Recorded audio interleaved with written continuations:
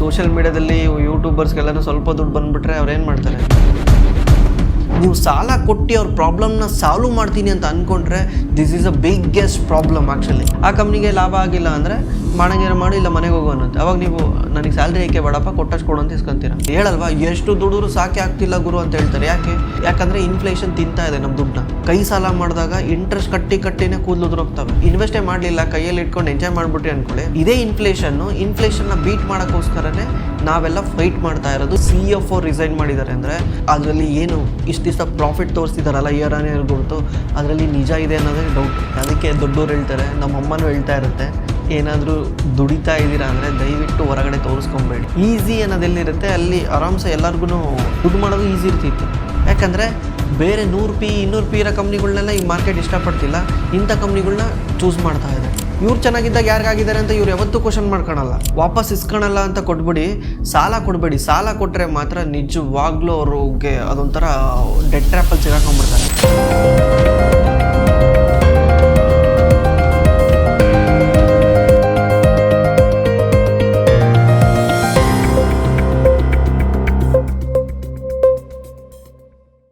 Bro, please answer my question. Last time also I asked, I am earning nicely in IT company as a employee. Since 1 year I am getting a 1.5 lakhs per month, but my relatives are started asking money and started hating me because I am not giving them, even though they earning more than me. And my family, mom and my wife saying construct a house and take a site by agriculture land, so they will not ask money because they will get to know your debt. Please suggest investing in a stock market or buying agriculture land or buying a site. Which one is the best? I have a 50 lakhs and 1 acre land. Site is equal to 25 in our place. Buying agriculture land also very difficult to get because sellers are very less in our place. Is there any suggestion? Bro, ಇದು universal problem, ಇವನ್ ನಮಗೂ ಪ್ರಾಬ್ಲಮ್ಮೇ. ಅದಕ್ಕೆ ದೊಡ್ಡವ್ರು ಹೇಳ್ತಾರೆ, ನಮ್ಮ ಅಮ್ಮನೂ ಹೇಳ್ತಾ ಇರುತ್ತೆ, ಏನಾದರೂ ದುಡಿತಾ ಇದ್ದೀರಾ ಅಂದರೆ ದಯವಿಟ್ಟು ಹೊರಗಡೆ ತೋರಿಸ್ಕೊಬೇಡಿ. ನಿಮ್ಮ ಹತ್ರ ವೆಲ್ತ್ ಇದೆ ಅಂದರೆ ದಯವಿಟ್ಟು ಹೊರಗಡೆ ತೋರಿಸ್ಕೊಬೇಡಿ, ಜನ ಕಣ್ಣಾಗ್ತಾರೆ ಅಂತ ಹೇಳ್ತಾರಲ್ವ. ಅದು ಮೂಢನಂಬಿಕೆ ಅನ್ಕೊಬೋದು, ಬಟ್ ಇದೇ ರೀಸನಿಂದ. ಈಗ ಸೋಷಿಯಲ್ ಮೀಡಿಯಾದಲ್ಲಿ ಯೂಟ್ಯೂಬರ್ಸ್ಗೆಲ್ಲನೂ ಸ್ವಲ್ಪ ದುಡ್ಡು ಬಂದುಬಿಟ್ರೆ ಅವ್ರೇನು ಮಾಡ್ತಾರೆ, ತಗೊಂಡು ಶೋ ಆಫ್ ಮಾಡ್ತಾ ಇರ್ತಾರೆ, ಶೋ ಆಫ್ ಮಾಡಿ ತೋರಿಸ್ತಾ ಇರ್ತಾರೆ. ಬಟ್ ಅವ್ರಿಗೆ ಗೊತ್ತಾಗಲ್ಲ, ಸೊಸೈಟಿ ಇವ್ರನ್ನ ವಾವ್ ಅಂತಿರುತ್ತೆ. But over A period of time ಇದರಿಂದ ಒಳ್ಳೇದಾಗಲ್ಲ. ಯಾಕಂದರೆ ಒಂದ್ಸಲ ನಿನ್ನ ಹತ್ರ ದುಡ್ಡಿದೆ ಅಂತ ಗೊತ್ತಾದ ಮೇಲೆ ನಿನ್ನ ಹತ್ರ ತುಂಬ ಕಣ್ಣುಗಳು ಬೀಳ್ತಾವೆ ನಿನ್ನಿಂದ. ಅದು ಪಾಸಿಟಿವ್ ಇರ್ಬೋದು, ನೆಗೆಟಿವ್ ಇರ್ಬೋದು. ಫೇಕ್ ಆಗಿ ಪ್ರೈಸ್ ಮಾಡೋಕ್ಕೆ ಬರ್ತಾರೆ, ಫೇಕ್ ಆಗಿ ನಿನಗೆ ರೆಸ್ಪೆಕ್ಟ್ ಕೊಡೋಕ್ಕೆ ಬರ್ತಾರೆ. ಒಂಥರ ಇದು ಫೇಕ್ ಜನಗಳು ತುಂಬ್ಕೊಂಡ್ಬಿಡ್ತಾರೆ. ನನಗೆ ಯಾವ್ದು ರಿಯಲ್ಲು ಯಾವ್ದು ಫೇಕು ಅಂತ ಗೊತ್ತಾಗಲ್ಲ. ಆಮೇಲೆ ಈ ಸಾಲ ಕೇಳೋರ್ದಂತೂ ಭಯಂಕರ ಪ್ರಾಬ್ಲಮ್. ದುಡ್ಡಿದೆ ಅಂತ ಗೊತ್ತಾದರೆ ಆಟೋಮೆಟಿಕ್ಲಿ ಸಾಲ ಕೇಳ್ತಾರೆ. ನನಗೆ ಗೊತ್ತಿರೋಂಗೆ ನಾನು ಪರ್ಸ್ನಲಿ ಹೇಳ್ತಿದ್ದೀನಿ, ಪರ್ಸ್ನಲ್ ವ್ಯೂ. ನೀವು ಸಾಲ ಕೊಟ್ಟು ಅವ್ರ ಪ್ರಾಬ್ಲಮ್ನ ಸಾಲ್ವ್ ಮಾಡ್ತೀನಿ ಅಂತ ಅಂದ್ಕೊಂಡ್ರೆ this is a biggest problem actually. ಸಾಲದಿಂದ ಅವ್ರ ಪ್ರಾಬ್ಲಮ್ ಸಾಲ್ವ್ ಆಗಲ್ಲ, ನೀವು ಇನ್ನೂ ಅವ್ರನ್ನ ಸಾಲದಲ್ಲಿ ಸಿಗಾಕ್ಸ್ತೀರಾ. ಮೊದಲನೇ ಸಲ ಮಕ್ಕ ಕೆಡಿಸ್ಕೊಂಡು ಕೊಡಲ್ಲ ಅಂತ ಹೇಳ್ಬಿಟ್ರೆ ಭಾಳ ಬೆಸ್ಟು. ಯಾಕಂದರೆ ಅವರು ಯಾವುದೋ ಒಂದು ಇಂಟರ್ವ್ಯೂನಲ್ಲಿ ಕೂತ್ಕೊಂಡು ಹೇಳ್ಬೋದು, ನನ್ನ ಸಂಬಂಧಿಕರು ನನಗೆ ಆ ಟೈಮಲ್ಲಿ ಆಗಲಿಲ್ಲ, ಇವರಾಗಲಿಲ್ಲ ಅಂತ. ಬಟ್ ಯಾವುದೋ ಒಂದು ಟೈಮಲ್ಲಿ ಇವ್ರಿಗೆ ಸಾಲ ಕೊಟ್ಟಿರ್ತಾರಲ್ಲ, ಆ ಸಾಲ ಇಸ್ಕೊಂಡೆ ಅವ್ರು ಆ ಪರಿಸ್ಥಿತಿಗೆ ಬಂದಿರ್ತಾರೆ. ಆ ಪರಿಸ್ಥಿತಿಗೆ ಬಂದು ಇನ್ನೊಬ್ಬ ಯಾರೋ ಸಾಲ ಕೊಟ್ಟಿಲ್ಲ ಅಂತ ಸಾಲ ಬೈಕಂತಿರ್ತಾರೆ ಸಂಬಂಧಿಕರು. ಇವ್ರು ಚೆನ್ನಾಗಿದ್ದಾಗ ಯಾರಿಗಾಗಿದ್ದಾರೆ ಅಂತ ಇವ್ರು ಯಾವತ್ತೂ ಕ್ವಶನ್ ಮಾಡ್ಕೊಳಲ್ಲ. ಇವ್ರು ಚೆನ್ನಾಗಿಲ್ದಾಗ ಎಲ್ಲರೂ ಆಗಬೇಕು ಅನ್ನೋದೇ ಇವ್ರ ಮೇನ್ ಗೋಲ್. ಆ್ಯಕ್ಚುಲಿ ಸಾಲ ಮಾತ್ರ ಕೊಡಲೇಬಾರ್ದು, ಫ್ರೀಯಾಗಿ ಕೊಟ್ಬಿಡಿ, ಪರವಾಗಿಲ್ಲ. ವಾಪಸ್ ಇಸ್ಕೊಳಲ್ಲ ಅಂತ ಕೊಟ್ಬಿಡಿ, ಸಾಲ ಕೊಡಬೇಡಿ. ಸಾಲ ಕೊಟ್ಟರೆ ಮಾತ್ರ ನಿಜವಾಗ್ಲೂ ಅವ್ರಿಗೆ ಅದೊಂಥರ ಡೆಡ್ ಟ್ರ್ಯಾಪಲ್ಲಿ ಸಿಗಾಕೊಂಡ್ಬಿಡ್ತಾರೆ. ಬ್ಯಾಂಕಲ್ಲಿ ಸಾಲ ಮಾಡಿದ್ರೆ ಯಾಕೆ ಬೆಸ್ಟ್ ಅಂದರೆ ಬ್ಯಾಂಕಲ್ಲಿ EMI ಕಟ್ತಾರೆ, ತಿಂಗಳ ಇಂಟ್ರೆಸ್ಟ್ ಜೊತೆಗೆ ಅಸ್ಲು ಕೂಡ ಕಟ್ತಾರೆ. ಕೈ ಸಾಲ ಮಾಡಿದಾಗ ಇಂಟ್ರೆಸ್ಟ್ ಕಟ್ಟಿನೇ ಕೂದಲು ಉದುರೋಗ್ತವೆ. ಭಾಳ ಕಷ್ಟ ತೀರ್ಸೋದು, ಯಾವತ್ತೂ ತೀರದೇ ಇಲ್ಲ. ಆಮೇಲೆ ನೀವು ಸೈಟ್ ತಗೊಳ್ಳೋಣ ಅಥವಾ ಅಗ್ರಿಕಲ್ಚರ್ ಲ್ಯಾಂಡ್ ತೊಗೊಳೋಣ ಅಂತ ಕೇಳ್ತಿದ್ದೀರಾ, ನಿಮಗೇನು ಜಾಸ್ತಿ ಕಂಫರ್ಟ್ನೆಸ್ ಇದೆ ಅದನ್ನು ಮಾಡಿ.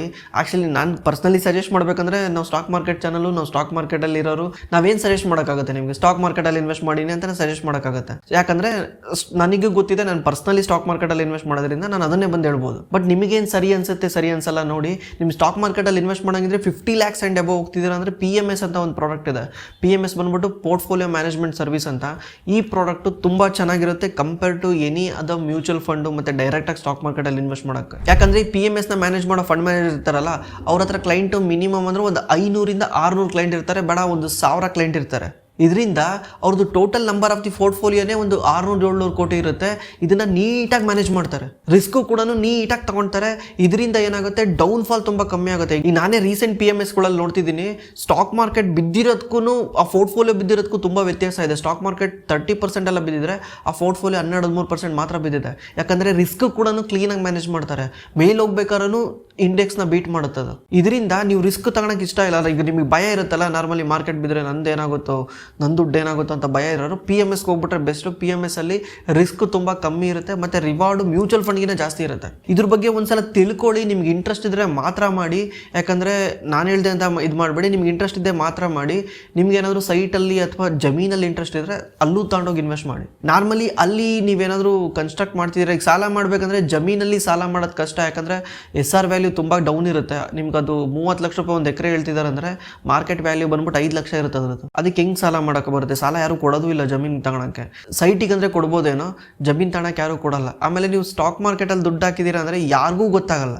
ಜಮೀನು ತಗೊಂಡ್ರೆ ಊರಾಗಿರೋರಿಗೆಲ್ಲ ಗೊತ್ತಾಗುತ್ತೆ, ಸೈಟ್ ತಗೊಂಡ್ರೆ ಊರಾಗಿರೋರಿಗೆಲ್ಲ ಗೊತ್ತಾಗುತ್ತೆ. ನೀವೇ 150 ಜನ ಕೇಳ್ತೀರಾ, ನಾನು ಅಲ್ಲೊಂದು ಸೈಟ್ ತೊಗೊಂಡೆ, ರೀಸೆಂಟ್ಲಿ ಒಂದು ಸೈಟ್ ತೊಗೊಂಡೆ. ಬಟ್ ಸ್ಟಾಕ್ ಮಾರ್ಕೆಟಲ್ಲಿ ಇನ್ವೆಸ್ಟ್ ಮಾಡಿದ್ರೆ ನೀವು ಯಾರಿಗೂ ಹೇಳಲ್ಲ, ನಿಮ್ಮ ಫ್ರೆಂಡ್ಸ್ಗೂ ಹೇಳಲ್ಲ. ನೀವು ಬೇಕಿರೋ ಒಂದ್ಸಲ ಟ್ರೈ ಮಾಡಿ ತಿಳ್ಕೊಳ್ಳೋದ್ರಲ್ಲಿ ಏನು ಪ್ರಾಬ್ಲಮ್, ಒಂದ್ಸಲ ಟ್ರೈ ಮಾಡಿ ಆಮೇಲೆ ಎಲ್ಲನೂ ಕೂತ್ಕೊಂಡು ಯೋಚನೆ ಮಾಡಿ ಯಾವ್ದು ಸರಿ ಯಾವ್ದು ತಪ್ಪು ಅಂತ ನೀವು ಡಿಸೈಡ್ ಮಾಡಿ. ನಿಮಗೆ PMS ಬಗ್ಗೆ ಮೋರ್ ಇನ್ಫಾರ್ಮೇಷನ್ ಬೇಕಿದ್ರೆ ಇಲ್ಲಿ ನಂಬರ್ ಕಾಣ್ತಿದೆ ನೋಡಿ, ಈ ನಂಬರ್ಗೆ ಕಾಂಟ್ಯಾಕ್ಟ್ ಮಾಡಿ. ಇದು ಓನ್ಲಿ ಫಾರ್ PMS ಬಂದ್ಬಿಟ್ಟು 50 lakhs ಆ್ಯಂಡ್ ಅಬೋವ್ ಮಾತ್ರ ಇನ್ವೆಸ್ಟ್ ಮಾಡೋಕ್ಕಾಗುತ್ತೆ, ಅದಕ್ಕಿಂತ ಕೆಳಗೆ ಮಾಡೋಕ್ಕಾಗಲ್ಲ. ಯಾಕಂದರೆ ಗೌರ್ಮೆಂಟ್ ರೂಲ್ಸೇ ಆ ಥರ ಇದೆ. ಛೋಟಾ PMS ಅಂತೆಲ್ಲ ಬರುತ್ತೆ, ಅದನ್ನ ಬೇಕಿದ್ರೆ ಟ್ರೈ ಮಾಡಿ. ಬಟ್ ಪ್ಯೂರ್ PMS ಅಂದರೆ 50 lakhs ಆ್ಯಂಡ್ ಅಬೋವ್ನೇ ಅದು. ಅದರಲ್ಲಿ ಏನಾದರೂ ನೀವು ಇನ್ವೆಸ್ಟ್ ಮಾಡೋದಿದ್ರೆ ಈ ನಂಬರ್ ಕಾಣ್ತಿದೆಯಲ್ಲ, ಈ ನಂಬರ್ಗೆ ಕಾಂಟ್ಯಾಕ್ಟ್ ಮಾಡಿ, ಅವ್ರಿಗೆ ಕಾಲ್ ಮಾಡಿ ಒಂದ್ಸಲ ಮೀಟ್ ಆಗಿ ನಿಮ್ಮ ಡೌಟ್ ಏನಿದೆ ಕ್ಲಿಯರ್ ಮಾಡ್ಕೊಳ್ಳಿ.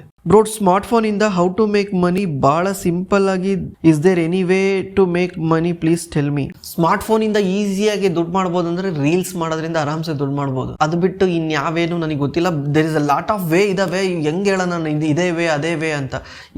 ಸ್ಮಾರ್ಟ್ಫೋನ್ನ ನಾವು ನಮ್ಮ ಎಕ್ಸಿಸ್ಟಿಂಗ್ ಬಿಸ್ನೆಸ್ನ ಅಥವಾ ಎಕ್ಸಿಸ್ಟಿಂಗ್ ಪ್ರೊಡಕ್ಟಿವಿಟಿನ ಇಂಪ್ರೂವ್ ಮಾಡ್ಕೊಳೋದ್ರಲ್ಲಿ ನಾವು ಇದು ಮಾಡ್ಬೋದು. ಇಂಪ್ರೂವ್ ಮಾಡ್ಕೊಂಡು ನಮ್ಮ ಸರ್ವಿಸ್ನ ಯಾರಿಗಾನ ಸೆಲ್ ಮಾಡ್ಬೋದು. ಅಥವಾ ನಿಮಗೆ ವಿಡಿಯೋ ಎಡಿಟಿಂಗ್ ಗೊತ್ತಿದ್ರೆ ಕ್ಯಾಪ್ ಕಟ್ ಎಲ್ಲ ಯೂಸ್ ಮಾಡಿ ವಿಡಿಯೋ ಎಡಿಟಿಂಗ್ ಮಾಡ್ತಾರೆ, ಬರೀ ಮೊಬೈಲಲ್ಲೂ ವಿಡಿಯೋ ಎಡಿಟಿಂಗ್ ಮಾಡ್ಬೋದು. ನೀವು ಯಾರ್ದಾನ ಕ್ಲಿಪ್ಗಳನ್ನ ಡೌನ್ಲೋಡ್ ಮಾಡಿ, ಈಗ ನಮ್ಮದೇ ಈಗ ನಾವು Q&A ಮಾಡ್ತೀವಲ್ಲ, ನಮ್ಮ Q&Aದು ನಿಮ್ಗೆ ಯಾವ್ದಾನ ಒಂದು ಕ್ವಶನ್ ಇಷ್ಟ ಆಗಿರುತ್ತಲ್ಲ, ಆ ಕ್ವಶನಲ್ಲಿ ಆ ಕ್ವಶನ್ನ ಕಟ್ ಮಾಡಿಬಿಟ್ಟು ಅದನ್ನೊಂದು ಎಡಿಟ್ ಮಾಡಿಬಿಟ್ಟು ನೀವೇನು ಮಾಡ್ಬೋದು, ನಿಮ್ಮ ಇನ್ಸ್ಟಾಗ್ರಾಮಲ್ಲಿ ಹಾಕಿ ನಮ್ಮನ್ನು ಟ್ಯಾಗ್ ಮಾಡಿ.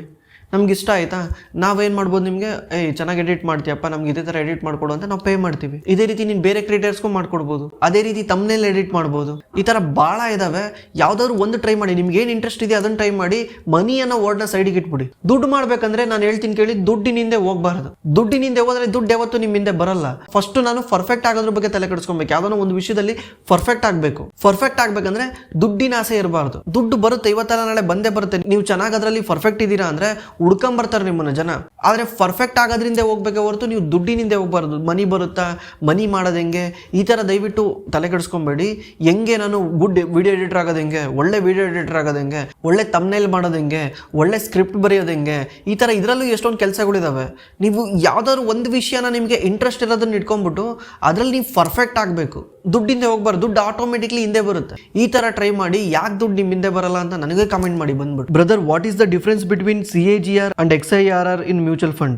Love you from Kolar. Bro, CAGR ಬಂದ್ಬಿಟ್ಟು ಕಾಂಪೌಂಡೆಡ್ ಆನ್ಯುವಲ್ ಗ್ರೋತ್ ರೇಟ್ ಅಂತ, XIRR ಬಂದ್ಬಿಟ್ಟು extended internal rate of return ಅಂತ. ನಾವು CAGR ನ ಎಲ್ಲಿ ನೋಡ್ತೀವಿ ಅಂದ್ರೆ, ನಮ್ಮ ಲಾಸ್ಟ್ Q&A ನಲ್ಲಿ ಒಬ್ರು ಕ್ವಶನ್ ಕೇಳಿದ್ರು. ನೀವು ಲಾಸ್ಟ್ Q&A ವಿಡಿಯೋದಲ್ಲೇ ಈ ಕ್ವಶನ್ ಕೇಳಿದ್ದೀರಾ ಅಂದ್ರೆ ನಿಮಗೂ ಗೊತ್ತಿರುತ್ತದು. ಏನಂದ್ರೆ ಅವ್ರು ಕೇಳಿದ್ರು, ಮ್ಯೂಚುವಲ್ ಫಂಡ್ ಅಲ್ಲಿ ನಾನು ಏನಾದ್ರು 1 ಲಕ್ಷ ಇನ್ವೆಸ್ಟ್ ಮಾಡಿದ್ರೆ ಅದು 5 ವರ್ಷಕ್ಕೆ ಡಬಲ್ ಆಗುತ್ತೆ, 15% ರಿಟರ್ನ್ ಕೊಟ್ರೆ. ಅದೇ SIP ನಲ್ಲಿ ನಾನು ಎವ್ರಿ ಮಂತ್ ಇನ್ವೆಸ್ಟ್ ಮಾಡ್ಕೊಂಡು ಹೋದ್ರೆ ಸೇಮ್ 15% ರಿಟರ್ನ್ ಕೊಟ್ಟರು 5 ವರ್ಷ ಬಿಟ್ಟು ಯಾಕೆ ಡಬಲ್ ಆಗಲ್ಲ ಅಂತ ಕೇಳ್ತಿದ್ರು. ಯಾಕಂದ್ರೆ ನಾವು ಅಷ್ಟು ಒಂದೇ ಸಲ ಇನ್ವೆಸ್ಟ್ ಮಾಡಿರಲ್ಲ, ನಾವು ಎವ್ರಿ ಮಂತ್ ಇನ್ವೆಸ್ಟ್ ಮಾಡಿರ್ತೀವಿ. ನಾವು ಇನ್ವೆಸ್ಟ್ ಮಾಡಿರೋ ಎವ್ರಿ ಮಂತ್ ಆವ್ರೇಜ್ ಆಗಿ ಎಷ್ಟು ರಿಟರ್ನ್ ಕೊಟ್ಟಿದೆ ಅಂತ ಚೆಕ್ ಮಾಡೋದು XIRR ನ ಜಾಸ್ತಿ SIP ಅಂತದ್ರಲ್ಲಿ ಚೆಕ್ ಮಾಡ್ತಾರೆ. ಯಾಕೆ ಅಂದ್ರೆ ಎವ್ರಿ ಮಂತ್ ಏನು ಇನ್ವೆಸ್ಟ್ ಮಾಡ್ಕೊಂಡು ಹೋಗಿದೀವಲ್ಲ ಅದು ಎಷ್ಟು ರಿಟರ್ನ್ ಕೊಟ್ಟಿದೆ ಅಂತ. ಈ ಮಂತ್ ಏನಾದ್ರು ನೀವು 10,000 ಇನ್ವೆಸ್ಟ್ ಮಾಡಿದ್ರೆ ಮಾರ್ಕೆಟ್ 20% ಮೇಲೋಗಿದೆ ಈ ವರ್ಷ. ಬಟ್ ಆದ್ರೆ ನೀವು ಇನ್ವೆಸ್ಟ್ ಮಾಡಿದಾಗ್ಲಿಂದ ಎಷ್ಟು ರಿಟರ್ನ್ ಕೊಟ್ಟಿದೆ ಅದನ್ನ ಚೆಕ್ ಮಾಡೋದೇ XIRR. ಆವ್ರೇಜ್ ಆಗಿ ಚೆಕ್ ಮಾಡ್ತಾರೆ ಅದನ್ನ. ಈ ಮಂತ್ ನೀವು ಇನ್ವೆಸ್ಟ್ ಮಾಡಿ ಮಾರ್ಕೆಟ್ ಒಂದು ವರ್ಷದ ರೇಂಜಲ್ಲಿ 20% ಮೇಲೋಗಿದೆ. ಲಾಸ್ಟ್ ಮಂತ್ ಇನ್ವೆಸ್ಟ್ ಮಾಡಿರೋದಕ್ಕೆ 18% ಮೇಲೋಗಿದೆ. ಅದ್ರ ಲಾಸ್ಟ್ ಮಂತ್ ಇನ್ವೆಸ್ಟ್ ಮಾಡಿದ್ಕೆ 15% ಮೇಲೋಗಿದೆ. ಅದ್ರ ಲಾಸ್ಟ್ ಮಂತ್ ಇನ್ವೆಸ್ಟ್ ಮಾಡಿದ್ಕೆ 20% ಮೇಲೋಗಿದೆ. ಇದನ್ನೆಲ್ಲನೂ ಆವರೇಜ್ ಮಾಡಿದ್ರೆ ಎಷ್ಟು ಬರುತ್ತೆ, ಅದೇ XIRR. Bro, what is the forward PE? Explain with example. Bro forward P ಅಂದರೆ ಯಾವುದೇ ಒಂದು ಕಂಪ್ನಿ ಫ್ಯೂಚರಲ್ಲಿ ಅರ್ನ್ ಮಾಡೋದನ್ನ ನಾವು ಇವಾಗಲೇ ಫಾರ್ವರ್ಡ್ ಆಗಿ ಲೆಕ್ಕ ಮಾಡಿಬಿಟ್ಟು ಅದಕ್ಕೆ ಪಿ ಕೊಡ್ತಾ ಇದೀವಿ ಅಂತ ಅರ್ಥ. ಎಕ್ಸಾಂಪಲ್ ಒಂದು ಕಂಪ್ನಿ ಇದೆ, ಆ ಕಂಪ್ನಿ ಶೇರ್ ಪ್ರೈಸು 100 ರೂಪಾಯಿ ಇದೆ, ಆ ಕಂಪ್ನಿದ EPS 5 ಇದೆ, P 20 ಇದೆ, ಇದರಿಂದ ಆ ಕಂಪ್ನಿ ಶೇರ್ ಪ್ರೈಸ್ ಬಂದ್ಬಿಟ್ಟು 100 ರೂಪಾಯಿ ಆಗಿದೆ. ಅದೇ ಏನಾದರೂ ಈ ಕಂಪ್ನಿ 30 P ನಲ್ಲಿ ಟ್ರೇಡ್ ಆಗ್ತಾ ಇದ್ರೆ ಈ ಕಂಪ್ನಿ ಶೇರ್ ಪ್ರೈಸ್ ಇರ್ತಿತ್ತು 150 ರೂಪಾಯಿ ಅಂತ. ನೀವು 30 P ನ ಪ್ರೆಸೆಂಟ್ P ಗೆ ಚೆಕ್ ಮಾಡ್ತಿದ್ದೀರಾ. ಫಾರ್ವರ್ಡ್ P ಅಂದ್ರೆ ಒಬ್ಬರು ಅನಲೈಸ್ ಮಾಡಿರ್ತಾರೆ ಫಾರ್ವರ್ಡ್ ಆಗಿ, ಅಂದ್ರೆ 1 ಇಯರ್ ಫಾರ್ವರ್ಡ್ ಅಲ್ಲಿ ಈ ಕಂಪ್ನಿದು EPS ಬಂದ್ಬಿಟ್ಟು 7.5 ಬರ್ಬೋದು ಅಂತ. ಯಾಕಂದ್ರೆ ಅವ್ರು ಚೆಕ್ ಮಾಡಿರ್ತಾರೆ ರೆವಿನ್ಯೂ ಎಷ್ಟಿರುತ್ತೆ, ನೆಟ್ ಪ್ರಾಫಿಟ್ ಎಷ್ಟಿರುತ್ತೆ, ನೆಟ್ ಪ್ರಾಫಿಟ್ ಎಷ್ಟಿದ್ರೆ EPS ಎಷ್ಟಿರುತ್ತೆ ಅಂತ ಕ್ಯಾಲ್ಕುಲೇಟ್ ಮಾಡಿರ್ತಾರೆ. ಅವೆಲ್ಲ ಒಂದ್ಸಲ ನಿಮಗೆ ಗೊತ್ತಾಗ್ಬಿಟ್ರೆ ವೆರಿ ಈಸಿ ಕ್ಯಾಲ್ಕುಲೇಟ್ ಮಾಡೋದು, because net profit divided by number of the share ಮಾಡೋದು EPS ಬರುತ್ತೆ. ನೀವು ಆ EPS ನೋಡ್ಬಿಟ್ರೆ ನಿಮಗೆ ಗೊತ್ತಾಗುತ್ತೆ ಈ ಫ್ಯೂಚರಲ್ಲಿ ಈ ಕಂಪ್ನಿ ಎಷ್ಟು ಇದಕ್ಕೆ ಟ್ರೇಡ್ ಆಗ್ತಾ ಇದೆ. ಅಂದ್ರೆ 1 ವರ್ಷ ಬಿಟ್ಬಿಟ್ಟು ಈ ಕಂಪ್ನಿದು EPS ಬಂದ್ಬಿಟ್ಟು 7.5 ಬರಂಗಿದೆ, ಅದಕ್ಕೆ ಈ ಕಂಪ್ನಿನ 30 P ನಲ್ಲೇ ಕೊಟ್ಟು ಬೈ ಮಾಡ್ತಿದ್ದಾರೆ. ಬಿಕಾಸ್ ಅವ್ರು ಥಿಂಕ್ ಮಾಡಿದ್ದಾರೆ forward P 1 year forward P ಇದ್ರದ್ದು 20 ಇದೆ ಅಂತ. ಪ್ರೆಸೆಂಟ್ ಡೇ ನಲ್ಲಿ 30 ಇದೆ, ಆದ್ರೆ 1 ಇಯರ್ ಫಾರ್ವರ್ಡ್ ಅಲ್ಲಿ 20 ಇದೆ. 2 ಇಯರ್ ಫಾರ್ವರ್ಡ್ 3 ಇಯರ್ ಫಾರ್ವರ್ಡ್ ಎಲ್ಲ ನೋಡ್ತಾರೆ, ಬಟ್ ಅಷ್ಟೊಂದು ಫಾರ್ವರ್ಡ್ ಎಲ್ಲ ನೋಡಬಾರ್ದು. 1 year forward is okay, 2-3 years ಎಲ್ಲ very dangerous. Because still we are predicting this 100 P 200 P ಎಲ್ಲ ಪೇ ಮಾಡ್ತಾರಲ್ಲ, ಅವ್ರು ಯಾವಾಗಲೂ ಹಿಂಗೆ ಕ್ಯಾಲ್ಕುಲೇಟ್ ಮಾಡೋದು. ಅವ್ರು ಏನು ಮಾಡ್ತಾರೆ ಫಾರ್ವರ್ಡ್ P ನೋಡ್ತಾರೆ, ಅಂದರೆ 5 ವರ್ಷದ್ದು 10 ವರ್ಷದ್ದೆಲ್ಲ ನೋಡ್ತಾರೆ. 5 ವರ್ಷ 10 ವರ್ಷ ಹೆಂಗೆ ಪ್ರಿಡಿಕ್ಟ್ ಮಾಡ್ತೀರಾ ನೀವು ಬಿಸ್ನೆಸ್ನ? ಇದೇ ರೀತಿ ನಡ್ಕೊಂಡು ಹೋಗುತ್ತೆ ಅಂತ. ಪ್ರೆಸೆಂಟ್ ಡೇದಲ್ಲಿ ನೋಡೋದು ಬೆಟ್ರು ಅಥವಾ 1 ಇಯರ್ ಫಾರ್ವರ್ಡ್ ನೋಡೋದು ಬೆಟ್ರು. ಇದಕ್ಕಿಂತ ಜಾಸ್ತಿ ನೋಡ್ಕೊಂಡು ಕೂತ್ಕೊಂಡ್ರೆ ಡೇಂಜರಸ್. ಬ್ರೋ ಇನ್ಫ್ಲೇಷನ್ನು 7% ಜಾಸ್ತಿ ಆಗುತ್ತೆ ಇಯರ್ಲಿ. ಸ್ಯಾಲ್ರಿ ಎಷ್ಟಾಗುತ್ತೆ ಬ್ರೋ? ನಿಮ್ಮ ಸ್ಯಾಲ್ರಿ ನಿಮ್ಮ ಕಂಪ್ನಿ ಎಷ್ಟು ಜಾಸ್ತಿ ಮಾಡುತ್ತೆ ಅಷ್ಟಾಗುತ್ತೆ ಬ್ರೋ. ಒಂದೊಂದು ಕಂಪ್ನಿ 3% ಮಾಡುತ್ತೆ, ಒಂದೊಂದು ಕಂಪ್ನಿ 5% ಮಾಡುತ್ತೆ, ಒಂದೊಂದು ಕಂಪ್ನಿ 7% ಮಾಡುತ್ತೆ, ಒಂದೊಂದು ಕಂಪ್ನಿ 10% ಮಾಡುತ್ತೆ. ನಾರ್ಮಲಿ ಸ್ಯಾಲ್ರಿ ಹೈಕ್ ಬಂದ್ಬಿಟ್ಟು ಇಯರ್ ಆನ್ ಇಯರ್ 10% ಮಾಡ್ಬೇಕಂತಿರೋದು. ಒಂದೊಂದು ಕಂಪ್ನಿ ಒಂದೊಂದು ಥರ ಮಾಡ್ತವೆ. ಆ ಕಂಪ್ನಿದು ಲಾಭ ಜಾಸ್ತಿ ಆಗಿದ್ರೆ ಆ ಕಂಪ್ನಿ ಜಾಸ್ತಿ ನಿಮ್ಮದು ಸ್ಯಾಲ್ರಿ ಕೊಡುತ್ತೆ. ಆ ಕಂಪ್ನಿಗೆ ಲಾಭ ಆಗಿಲ್ಲ ಅಂದರೆ ಮಾಡಂಗಿರ ಮಾಡಿ ಇಲ್ಲ ಮನೆಗೆ ಹೋಗೋ ಅನ್ನುತ್ತೆ. ಅವಾಗ ನೀವು ನನಗೆ ಸ್ಯಾಲ್ರಿ ಏಕೆ ಬೇಡಪ್ಪ ಕೊಟ್ಟಷ್ಟು ಕೊಡು ಅಂತ ಇಸ್ಕೊಂತೀರ. ಕಂಪ್ನಿ ಗ್ರೋ ಆದ್ರೇ ನಮ್ಮ ಸ್ಯಾಲ್ರಿನೂ ಗ್ರೋ ಆಗೋದು. ಈಗ ಇನ್ಫ್ಲೇಷನ್ ಏನಾದರೂ 7% ಇದೆ, ನಮ್ಗೆ 10% ಸ್ಯಾಲ್ರಿ ಹೇಗೆ ಸಿಕ್ಕಿದೆ ಅಂದರೆ ನನಗೆ ನಿಜವಾಗ್ಲೂ ಕೈಯಲ್ಲಿ ಏನೋ ದುಡ್ಡು ಸಿಕ್ಕಿದೆ ಅಂತ ಅರ್ಥ. ಈಗ ಸುಮ್ಮನೆ ಯೋಚನೆ ಮಾಡಿ, ನಿಮ್ಗೆ 10,000 ಸಂಬಳ ಬರ್ತಾ ಇದೆ, ನೀವು ಒಂದು ಮನೆಯಲ್ಲಿ ಬಾಡಿಗೆ ಇದ್ದೀರಾ, ಆ ಸಂಬಳ ಪೂರ್ತಿ ಬಾಡಿಗೆನೇ ಕೊಡ್ತಿದ್ದೀರಾ ಅಂತ ಎಕ್ಸಾಂಪಲ್ ತೊಗೊಳ್ಳಿ. ಸುಮ್ಮನೆ ಎಕ್ಸಾಂಪಲ್ ತೊಗೊಳ್ಳಿ, ಆ ಸಂಬಳ ಪೂರ್ತಿ ಬಾಡಿಗೆನೇ ಕೊಡ್ತಿದ್ದೀರಾ. ಇದೇ ರೀತಿ ರೇಷನ್ಗೂ ಅಪ್ಲೈ ಆಗುತ್ತೆ, ಪ್ರತಿಯೊಂದಕ್ಕೂ ಇದೇ ರೀತಿ ಅಪ್ಲೈ ಆಗೋದು. ನಾನು ಹೇಳ್ತೀನಿ ಬಾಡಿಗೆ ಕೊಡ್ತಿದ್ದೀರಾ, 10,000 ಪೂರ್ತಿ ಬಾಡಿಗೆ ಕೊಡ್ತಿದ್ದೀರಾ. ನಿಮ್ಮ ಕಂಪ್ನಿ ಈ ತಿಂಗಳು ನಿಮಗೆ 10,000 ಕ್ರೆಡಿಟ್ ಮಾಡ್ತು, ಇದನ್ನು ತಗೊಂಡೋಗಿ ನಿಮ್ಮ ಓನರಿಗೆ ಕೊಟ್ರಿ. ಮುಂದಿನ ವರ್ಷ ಸೇಮ್ ಟೈಮಲ್ಲಿ ಓನರ್ ಹೇಳ್ತಾನೆ ನಾನು ಬಾಡಿಗೆ ಸ್ವಲ್ಪ ಜಾಸ್ತಿ ಮಾಡ್ತಿದ್ದೀನಿ. ಎಷ್ಟು ಮಾಡ್ತಿದ್ದೀನಿ? ಎಕ್ಸಾಂಪಲ್ 7% ಮಾಡ್ತಾ ಇದ್ದೀನಿ ಇನ್ಫ್ಲೇಷನ್ ಪ್ರಕಾರ. 5% 6% ಮಾಡ್ತಾರೆ. ಎಕ್ಸಾಂಪಲ್ ನಾನು 7% ಮಾಡ್ತಿದ್ದೀನಿ ಅಂತ ಹೇಳಿದ್ರು ಅಂದ್ಕೊಳ್ಳಿ. ಈಗ ಮುಂದಿನ ವರ್ಷ ನೀವು ಬಾಡಿಗೆ ಕಟ್ಟಬೇಕಾಗಿರೋದು ಎಷ್ಟು? 10,700 ರೂಪಾಯಿ. ನಿಮ್ಮ ಕಂಪ್ನಿ ಏನಾದರೂ ನಿಮಗೆ 10,500 ರೂಪಾಯಿ ಏನಾದರೂ ಸಂಬಳ ಕೊಟ್ಟರೆ, ಲಾಸ್ಟ್ ಇಯರ್ ದುಡಿಯೋದಕ್ಕಿಂತ ಈ ವರ್ಷ ಕಮ್ಮಿ ದುಡಿತಿದ್ದೀರಾ. ನೀವು ನೋಡಿದ್ರೆ ಸಂಬಳ ಜಾಸ್ತಿ ತಗೊತಿದ್ದೀನಿ ಅಂದ್ಕೊಂಡಿದ್ದೀರಾ. ಲಾಸ್ಟ್ ಇಯರ್ 10,000ದಲ್ಲಿ ನೀವು ಬಾಡಿಗೆ ಕಟ್ಬೋದಿತ್ತು, ಈಗ ನಿಮ್ಗೆ 10,500 ಕೊಟ್ಟರು ಕೂಡ 200 ರೂಪಾಯಿ ಕೈಯಿಂದ ಕಟ್ಟಬೇಕು. 200 ರೂಪಾಯಿ ಕೈಯಿಂದ ಕಟ್ಟಬೇಕಂದ್ರೆ ಎಲ್ಲಿಂದ ಕಟ್ತೀರಾ? ಸಾಲಾಗಿಲ್ಲ ಮಾಡಬೇಕಾಗುತ್ತೆ. ಅಂದರೆ ಏನಾಯಿತು? ನಿಮ್ಮ ದುಡ್ಡು ಗ್ರೋ ಆಗಿಲ್ಲ ಅಂತ ಅರ್ಥ, ಇನ್ಫ್ಲೇಷನ್ಗಿಂತ ಜಾಸ್ತಿ ಗ್ರೋ ಆಗಿಲ್ಲ ಅಂತ ಅರ್ಥ. ಅದೇ ಏನಾದರೂ ನಿಮ್ಮ ಕಂಪ್ನಿ ಏನಾದರೂ ನಿಮಗೆ 10% ಸ್ಯಾಲ್ರಿ ಹೇಗೆ ಕೊಟ್ಟಿದೆ ಅಂದರೆ, ಬಾಡಿಗೆ ಏನಾದರೂ 10,700 ರೂಪಾಯಿ ಇದೆ ಅಂದರೆ, ಅವಾಗ ಏನಾಗುತ್ತೆ? ನಿಮ್ಮ ಕಂಪ್ನಿ 11,000 ಸಂಬಳ ಕೊಟ್ಟಿರುತ್ತೆ, ಅದರಲ್ಲಿ 10,700 ರೂಪಾಯಿ ಬಾಡಿಗೆ ಕಟ್ತೀರಾ, ಇನ್ನೂ 300 ರೂಪಾಯಿ ನಿಮ್ಮ ಕೈಯಲ್ಲಿ ಉಳ್ಕೊಂತು. ಈ 300 ರೂಪಾಯಿನ ನೀವು ಬೇರೆ ಕಡೆ ಖರ್ಚು ಮಾಡ್ಬೋದು. ಇದರಿಂದ ನಿಮ್ಮ ಕೈಯಲ್ಲಿ ದುಡ್ಡು ಉಳೀತು. ಅದೇ ಏನಾದರೂ ನಿಮ್ಮ ಕಂಪ್ನಿ 5% ಜಾಸ್ತಿ ಮಾಡಿದಿದ್ರೆ ಏನಾಗ್ತಿತ್ತು? ನಿಮ್ಮ ಕೈಯಲ್ಲಿ ಇರೋ ದುಡ್ಡು ಇನ್ನೂ ಖಾಲಿ ಆಗ್ತಾ ಇತ್ತು. ಇದೇ ಇನ್ಫ್ಲೇಷನ್ನ ಬೀಟ್ ಮಾಡೋಕ್ಕೋಸ್ಕರನೇ ನಾವೆಲ್ಲ ಫೈಟ್ ಮಾಡ್ತಾ ಇರೋದು. ಯಾಕಂದರೆ ನನ್ನ ಕೈಯಲ್ಲಿ ಸ್ವಲ್ಪ ಜಾಸ್ತಿ ದುಡ್ದಿದ್ದೀನಿ ಅನ್ನೋ ಒಂದು ಸಂತೋಷ ಇರುತ್ತೆ ನಿಮಗೆ. 2 ವರ್ಷ ಬಿಟ್ಟರೆ ಈ 7% ಅಂದರೆ 1,400 ರೂಪಾಯಿ ಜಾಸ್ತಿ ಸಿಕ್ಕಿದೆ ಸಂಬಳ ಅಂತ ಖುಷಿ ಆಗ್ತೀರಾ. ಆದರೆ ನೀವು ನಿಜವಾಗ್ಲೂ ಲೆಕ್ಕ ನೋಡಿದ್ರೆ ನೀವು ಏನೂ ಕೂಡ ಇನ್ಕ್ರೀಸ್ ಆಗಿರಲ್ಲ. ನಿಮ್ಮ ರಿಯಲ್ ಸಂಬಳ ಇನ್ಕ್ರೀಸ್ ಆಗೇ ಇರಲ್ಲ. ಅಂದರೆ ತಂದ ಪುಟ್ಟ ಓದ ಪುಟ್ಟ ಅನ್ನಂಗೆ ಹೇಳಲ್ವಾ, ಎಷ್ಟು ದುಡಿದ್ರು ಸಾಕೆ ಆಗ್ತಿಲ್ಲ ಗುರು ಅಂತ ಹೇಳ್ತಾರೆ. ಯಾಕಂದರೆ ಇನ್ಫ್ಲೇಷನ್ ತಿಂತಾ ಇದೆ ನಮ್ಮ ದುಡ್ಡನ್ನ. ಇದನ್ನು ತಪ್ಪಿಸ್ಕೊಳಕ್ಕೋಸ್ಕರ ನಾವು ಸ್ಟಾಕ್ ಮಾರ್ಕೆಟಲ್ಲಿ ಇನ್ವೆಸ್ಟ್ ಮಾಡೋದು. ಯಾಕಂದರೆ ಇಲ್ಲಿ ಇನ್ಫ್ಲೇಷನ್ 7% ಇದೆ ಅಂದರೆ ನಾನಿಲ್ಲಿ 14ರಿಂದ 15% ಜಾಸ್ತಿ ದುಡಿತಿದ್ದೀನಿ. ಇದು 7% ಜಾಸ್ತಿ ಇದೆ. 7% ಜಾಸ್ತಿ ಇನ್ಫ್ಲೇಷನ್ಗಿಂತ ಡಬಲ್ ಆಗಿ ದುಡಿತಾ ಇದೆ. ಇದು ಲಾಂಗ್ ಟರ್ಮಲ್ಲಿ ಏನು ವ್ಯತ್ಯಾಸ ಮಾಡುತ್ತೆ ಅಂದರೆ, ಇವತ್ತು 10,000 ರೂಪಾಯಿ ಬಾಡಿಗೆ 10 ವರ್ಷ ಬಿಟ್ಟು ಎಷ್ಟಾಗಿರುತ್ತೆ? 20,000 ಆಗಿರುತ್ತೆ. 7% ಇಯರ್ ಆನ್ ಇಯರ್ ಇನ್ಫ್ಲೇಷನ್ ಜಾಸ್ತಿ ಆದರೆ. ಅದೇ ನೀವು ಈ 10,000ನ ಯಾವುದನ್ನು ಸ್ಟಾಕ್ ಮಾರ್ಕೆಟಲ್ಲಿ 15% ರಿಟರ್ನ್ ಕೊಡೋ ಅಂತ ಒಂದು ಇದರಲ್ಲಿ ಇಟ್ಟಿದ್ರೆ ನಿಮ್ಮ ದುಡ್ಡು ಎಷ್ಟಾಗಿರುತ್ತೆ ಗೊತ್ತಾ? 4 ಪಟ್ಟಾಗಿರುತ್ತೆ, 40,000 ಆಗಿರುತ್ತೆ. 5 ವರ್ಷಕ್ಕೊಂದ್ಸಲ ಡಬಲ್ ಆಗುತ್ತೆ ಮಾರ್ಕೆಟ್ ಸಿಂಪ್ಲಿ. ಅಂದರೆ ಮೊದಲನೇ 5 ವರ್ಷಕ್ಕೆ ಎಷ್ಟಾಯಿತು? ನಿಮ್ಮ 10,000 20,000 ಆಯಿತು. ಎರಡನೇ 5 ವರ್ಷಕ್ಕೆ ಎಷ್ಟಾಯಿತು? ಅಂದರೆ 10 ವರ್ಷಕ್ಕೆ 20,000 40,000 ಆಯಿತು. 40,000 ಆಗಿರುತ್ತೆ. ನಿಮ್ಮ ಬಾಡಿಗೆ 20,000 ಇದೆ, ನಿಮ್ಮ ಹತ್ರ 40,000 ಇದೆ, ಅಂದರೆ ನೀವು 2 ತಿಂಗಳು ಬಾಡಿಗೆ ಕಟ್ಟೋಷ್ಟು ಪವರ್ ಬಂದಿದೆ ಇಲ್ಲಿ. ಮುಂಚೆ ನಿಮ್ಮ ಹತ್ರ 1 ತಿಂಗಳು ಬಾಡಿಗೆ ಕಟ್ಟೋಷ್ಟು ಪವರ್ ಇತ್ತು, ಈಗ 2 ತಿಂಗಳು ಬಾಡಿಗೆ ಕಟ್ಟೋಷ್ಟು ಪವರ್ ಬಂದಿದೆ. ಅದೇ ಏನಾದರೂ ನೀವು ಇನ್ವೆಸ್ಟೇ ಮಾಡಲಿಲ್ಲ, ಕೈಯಲ್ಲಿ ಇಟ್ಕೊಂಡು ಎಂಜಾಯ್ ಮಾಡಿಬಿಟ್ರಿ ಅಂದ್ಕೊಳ್ಳಿ, ನಿಮ್ಮ ಹತ್ರ 10,000 ರೂಪಾಯಿ ಇದೆ, 10 ವರ್ಷ ಬಿಟ್ಬಿಟ್ಟು ಆ ಬಾಡಿಗೆ 20,000 ಆಗುತ್ತೆ. ಆವಾಗ ಎಲ್ಲಿಂದ ಕಟ್ತೀರಾ ದುಡ್ಡ? ಅದೇ ಏನಾದರೂ ನೀವು ಡಬ್ಬದಲ್ಲಿ ಅಥವಾ ಎಲ್ಲನ ಇದರಲ್ಲಿ ತಗೊಂಡೋಗಿ ಸೇರಿಸ್ಬಿಟ್ಟಾಗ ಅದು ದುಡ್ಡು ಅದ್ರ ವ್ಯಾಲ್ಯೂ ಕಳ್ಕೊಂಬಿಟ್ಟಿದೆಯಲ್ಲ, 50% ಅದ್ರ ವ್ಯಾಲ್ಯೂ ಕಳ್ಕೊಂಬಿಡುತ್ತೆ. ಎವ್ರಿ 10 years ದುಡ್ಡು ಅದರ ಮೌಲ್ಯನ ಅರ್ಧಕ್ಕರ್ಧ ಕಮ್ಮಿ ಮಾಡ್ಕೊಳುತ್ತೆ. ಇದನ್ನೇ ಇನ್ಫ್ಲೇಷನ್ ಅಂತ ಕರೀತಾರೆ. Hi sir, recently Waaree energy stock down 70% from all time high because the CFO resign. What is the relate for CFO resign on stock fall? ನನಗೆ ವಾರೆ ರಿನ್ಯೂಬಲ್ ಎನರ್ಜಿ ಬಗ್ಗೆ ಅಷ್ಟು ಐಡಿಯಾ ಇಲ್ಲ, ಬಟ್ CFO ರಿಸೈನ್ ಮಾಡಿದ್ದಾರೆ ಅಂದರೆ ಅದರಲ್ಲಿ ಏನು ಇಷ್ಟು ದಿವಸ ಪ್ರಾಫಿಟ್ ತೋರಿಸ್ತಿದ್ದಾರಲ್ಲ ಇಯರ್ ಆನ್ ಇಯರ್ ಗುರುತು, ಅದರಲ್ಲಿ ನಿಜ ಇದೆ ಅನ್ನೋದೇ ಡೌಟು.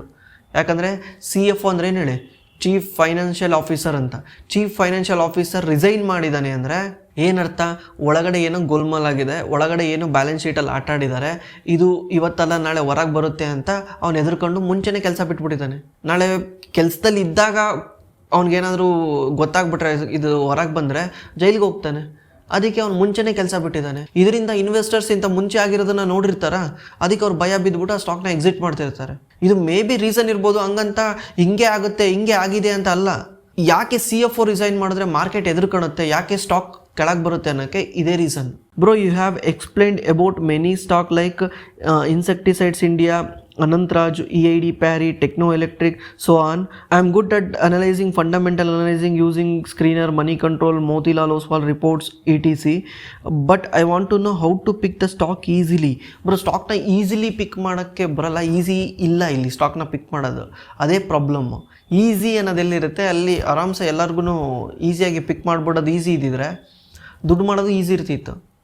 ಇಲ್ಲಿ ಈಸಿ ಇಲ್ಲ. ನಿಮಗೆ ಕನ್ವಿಕ್ಷನ್ ಬರಬೇಕಂದ್ರೆ ಕ್ಲೀನಾಗಿ ಅದೇ ವಿಡಿಯೋನ 4-5 ಸಲ ನೋಡಿ, 4-5 ಸಲ ನೋಡ್ಬಿಟ್ಟು ನಿಮಗೆ ಆ ಬಿಸ್ನೆಸ್ ಮಾಡಲ್ ಅರ್ಥ ಆಗ್ತಿದೆಯಾ, ನಾನು ಹೇಳ್ತಿರೋದು ನಿಮಗೆ ಕನ್ವಿನ್ಸ್ ಆಗ್ತಿದೆಯಾ ಅಂತ ನೀವು ಚೆಕ್ ಮಾಡಿ ಆಮೇಲೆ ನೀವೊಂದ್ಸಲ ಅದನ್ನು ಅನಾಲಿಸಿಸ್ ಮಾಡಿ. ಫಂಡಮೆಂಟಲ್ ಅನಾಲಿಸಿಸ್ ಮಾಡೋದು ಓಕೆ, ಬಟ್ ನೀವು ಬಿಸ್ನೆಸ್ ಅನಾಲಿಸಿಸ್ ಮಾಡಬೇಕು. ಸ್ಟಾಕ್ಸಲ್ಲಿ ಬಿಸ್ನೆಸ್ ಅನಾಲಿಸಿಸ್ ಮಾಡಿ ನಿಮಗೆ ಯಾವಾಗ ನಿಮ್ಮದು ಹಾರ್ಟ್ ಬೀಟ್ ಬಡ್ಕೊಂಡಲ್ಲಿ ಸ್ಟ್ರಾಂಗ್ ಆಗಿ ಅನ್ಸುತ್ತಲ್ಲ ನಿಮಗೆ, ಅವಾಗ ಎಂಟ್ರಿ ಆಗಿ. That is easy. ಯಾವಾಗ ನೀವು ಕನ್ವಿಕ್ಷನ್ ಇರುತ್ತೆ, ಕನ್ವಿಕ್ಷನ್ ಇದ್ದಾಗ ಬೈ ಮಾಡೋದು ಈಸಿ. ಇನ್ನೊಬ್ರು ಯಾರೋ ಹೇಳಿದ್ರು ಅಂತ ಬೈ ಮಾಡಬೇಕಾದ್ರೆ ಯಾವತ್ತೂ ಆ ಧೈರ್ಯ ಬರಲ್ಲ. Sir, 2 question. ಪ್ರಾಫಿಟ್ ಗ್ರೋತ್ ಜಾಸ್ತಿ ಆದರೆ PE ವ್ಯಾಲ್ಯೂ ಕಡಿಮೆ ಆಗುತ್ತಾ?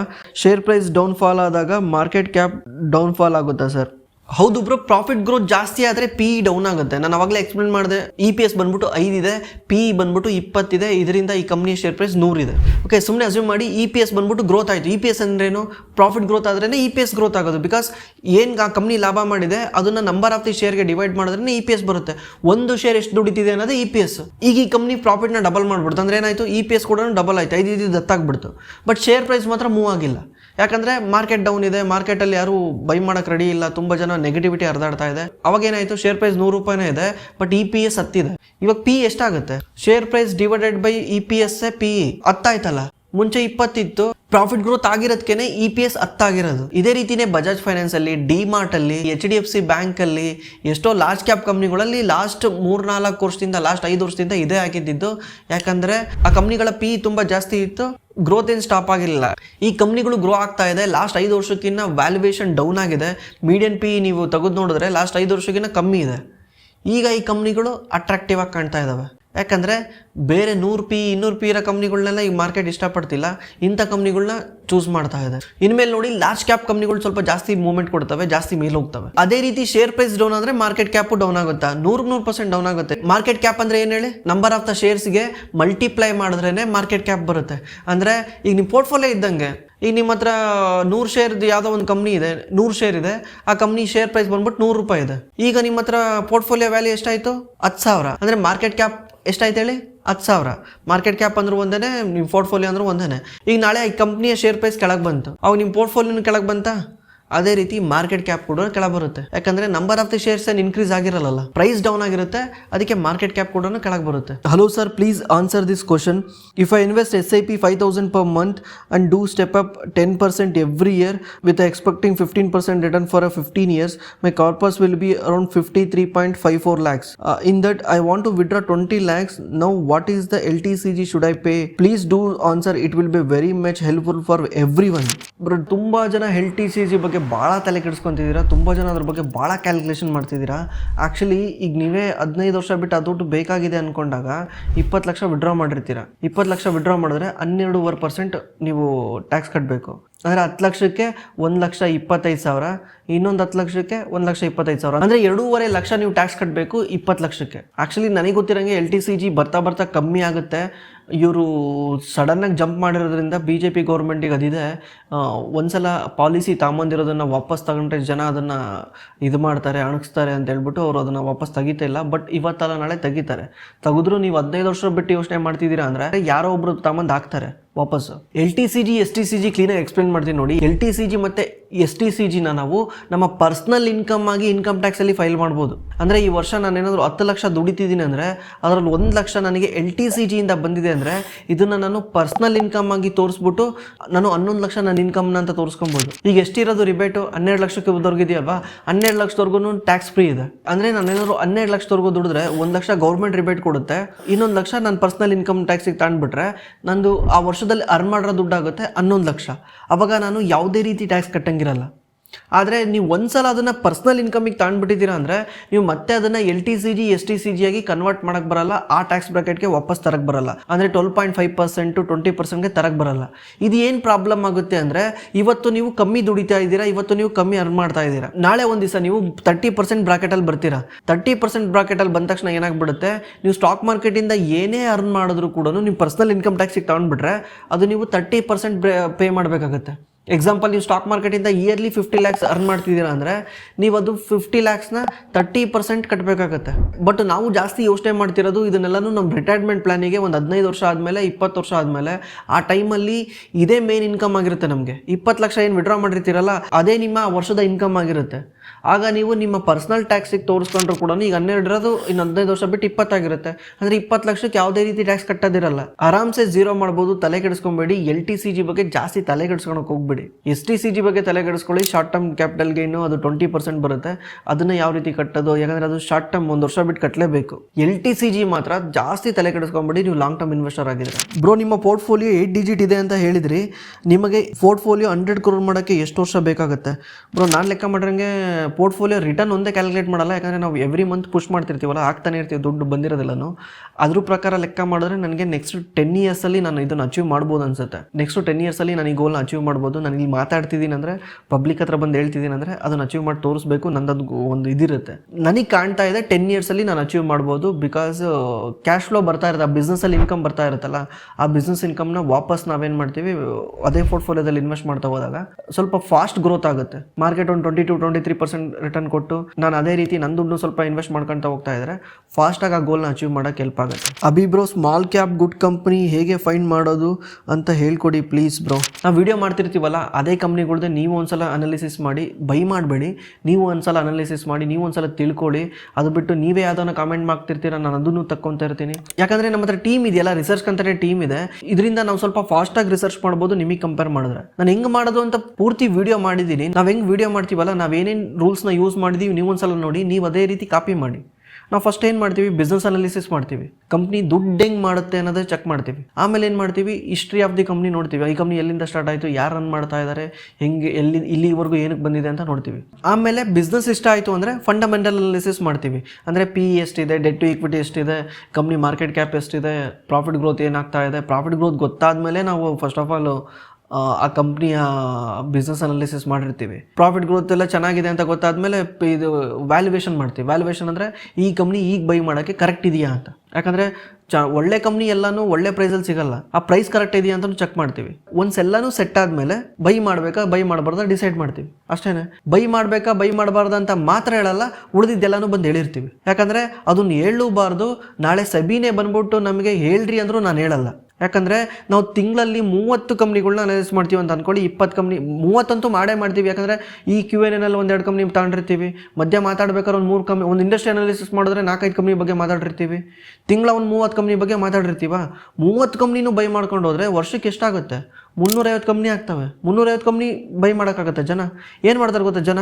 ಯಾವುದಾದ್ರೂ ಒಂದು ವಿಡಿಯೋ ನೋಡಿರ್ತಾರಲ್ಲ, ಆ ವಿಡಿಯೋದು ಅದೇ ಕಂಪ್ನಿನ ಬರೋ ದುಡ್ಡೆಲ್ಲ ತಗೊಂಡೋಗಿ ಹಾಕಿರ್ತಾರೆ. ಅಸೆಟ್ ಅಲೊಕೇಶನ್ ಅಂದರೆ ಗೊತ್ತಿಲ್ಲ, ಎಷ್ಟು ಇನ್ವೆಸ್ಟ್ ಮಾಡಬೇಕಂತ ಗೊತ್ತಿಲ್ಲ, ಫಸ್ಟ್ ಆಫ್ ಆಲ್ ಇನ್ವೆಸ್ಟ್ ಮಾಡಬೇಕು ಬಿಡಬೇಕಂತ ಗೊತ್ತಿಲ್ಲ. ಇದರಿಂದ ಪ್ರಾಬ್ಲಮ್ ಆಗುತ್ತೆ, ಜನಗಳಿಗೂ ಪ್ರಾಬ್ಲಮ್ ಆಗುತ್ತೆ. ನಾಳೆ ಒಂದು ದಿವಸ ಬಿಸ್ನೆಸ್ ಅಂದಮೇಲೆ ಅಪ್ಸ್ ಆ್ಯಂಡ್ ಡೌನ್ಸ್ ಇದ್ದೇ ಇರುತ್ತೆ, ಕಂಪ್ನಿ ಅಂದಮೇಲೆ ಅಪ್ಸ್ ಆ್ಯಂಡ್ ಡೌನ್ಸ್ ಇದ್ದೇ ಇರುತ್ತೆ. ನಾಳೆ ಆ ಕಂಪ್ನಿನೇ ಮುಳುಗೋದ್ರೆ ಏನು ಮಾಡ್ತೀರಾ? ಬಿಕಾಸ್ 30 ಕಂಪ್ನಿ ಹೇಳಿರ್ತೀವ, 30 ಕಂಪ್ನಿನಲ್ಲಿ ಯಾವ ಕಂಪ್ನಿ ಮೇಲೆ ಹೋಗೋದು, ಯಾವ ಕಂಪ್ನಿ ಬೆಳಗ್ಗೆ ಬರೋದು ಅಂತ ಸ್ಟಿಲ್ ವಿ ಡೋಂಟ್ ನೋ. ಯಾಕಂದರೆ ಅದಕ್ಕೋಸ್ಕರನೇ ನಾವು ರಿಸ್ಕ್ನ ಮಿಟಿಗೇಟ್ ಮಾಡೋಕ್ಕೆ ನಂಬರ್ ಆಫ್ ದಿ ಕಂಪ್ನಿನ ಜಾಸ್ತಿ ಇಟ್ಕೊಂಡಿರ್ತೀವಿ. ಪೋರ್ಟ್ಫೋಲಿಯೋದಲ್ಲಿ ಹೆಂಗೆ ಇಟ್ಕೊಬೇಕಂದ್ರೆ ಮಿನಿಮಮ್ 12 ಕಂಪ್ನಿ ಇಟ್ಕೊಬೇಕು, ಮ್ಯಾಕ್ಸಿಮಮ್ 20 ಕಂಪ್ನಿ ಇಟ್ಕೊಬೇಕು. ಜನ ಏನು ಮಾಡಿರ್ತಾರೆ ಗೊತ್ತಾ? 2 ಅಥವಾ 3 ಕಂಪ್ನಿ ಇಟ್ಕೊಂಡಿರ್ತಾರೆ, ಇಲ್ಲ 100 ಕಂಪ್ನಿ ಇಟ್ಕೊಂಡಿರ್ತಾರೆ. 100 ಕಂಪ್ನಿ ಬಗ್ಗೆ ಮಾತಾಡಿದ್ರೆ 100 ಕಂಪ್ನಿನೂ ಇಟ್ಕೊಂಡಿರ್ತಾರೆ, ಅಥವಾ 2 ಕಂಪ್ನಿ 3 ಕಂಪ್ನಿ ಇಟ್ಕೊಂಡಿರ್ತಾರೆ. ಇದೇ ರೀಸನ್ ಇಂದಾನೆ ನಾನು ಬೈ ಸೆಲ್ ಮಾಡ್ರಿ ಇವೆಲ್ಲ ಮಾತಾಡಕ್ಕೆ ಹೋಗಲ್ಲ.